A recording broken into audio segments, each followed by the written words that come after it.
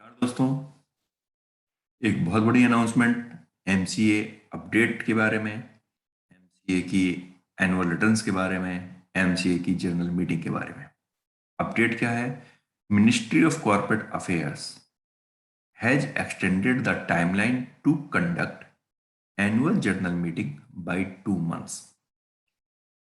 इसका मतलब क्या हुआ, इसके बारे में हम डिटेल में डिस्कस करेंगे और क्या इम्पैक्ट आपके केस में आएगा उसके बारे में हम डिटेल में इस वीडियो के अंदर डिस्कस करने जा रहे हैं। इसलिए इस वीडियो को अंत तक जरूर देखिएगा, क्योंकि सिर्फ इतना सब समझने से या इतना पढ़ने से ही आपको क्लियर नहीं होगा कि इसका इम्पैक्ट क्या होने जा रहा है आपके बिजनेस पर, आपकी कंप्लायंसेस पर।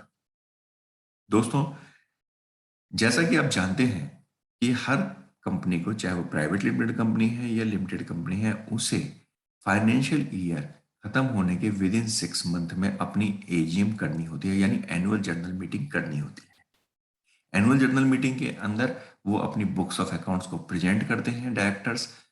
एनुअल जनरल मीटिंग में सभी शेयर होल्डर्स आते हैं और उनके सामने कंपनी की बैलेंस शीट, P&L, उसके अलावा डायरेक्टर की रिपोर्ट और साथ ही स्टैट्यूटरी ऑडिटर की, जो आपकी कंपनी का जो स्टैट्यूटरी ऑडिटर होता है, चार्टर्ड अकाउंटेंट होता है, उसकी रिपोर्ट भी डिस्कस की जाती है।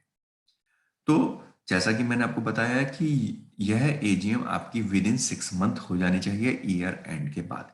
यानी कि अगर हम 31 मार्च 2021 की बात करें तो यह एजीएम आपकी 30 सितंबर 2021 तक हो जानी चाहिए।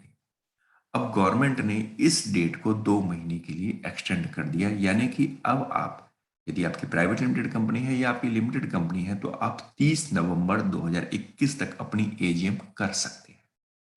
चलिए, ये बात तो क्लियर हो गई कि भाई मैं 30 नवंबर 2021 तक अपनी एजीएम कर सकता हूं, पर इसका इम्पैक्ट क्या पड़ेगा?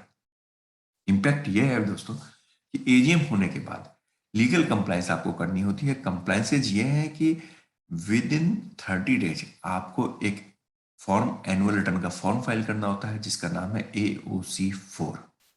इसके अलावा आपको MGT 7 भी फाइल करनी होती है। वो करनी होती है आपको within 60 days from the date of AGM। यानी कि आपको एनुअल कंप्लायंस में दो फॉर्म फाइल करने होंगे, AOC 4 और MBT 7। वो आपको एजीएम की 60 डेज और 30 डेज एज द केस में भी आपको फाइल करनी होती है।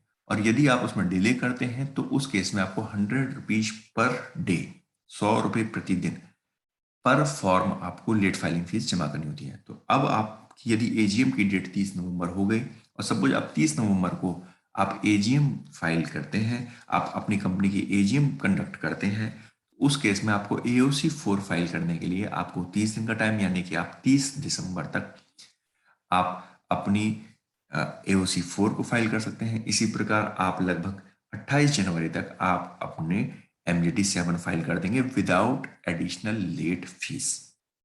तो जो आपको बेनिफिट मिलेगा वो ये बेनिफिट मिलेगा कि आपकी एजीएम भी 2 महीने लेट होने से आपको AOC 4 और MGT 7 भी आप देर से फाइल कर सकते हैं बिना किसी लेट फीस के। दोस्तों, आपको ये जानकारी कैसी लगी हमें कमेंट करना बिल्कुल मत भूलिएगा और हमारे चैनल को लाइक, शेयर और सब्सक्राइब कीजिए। धन्यवाद।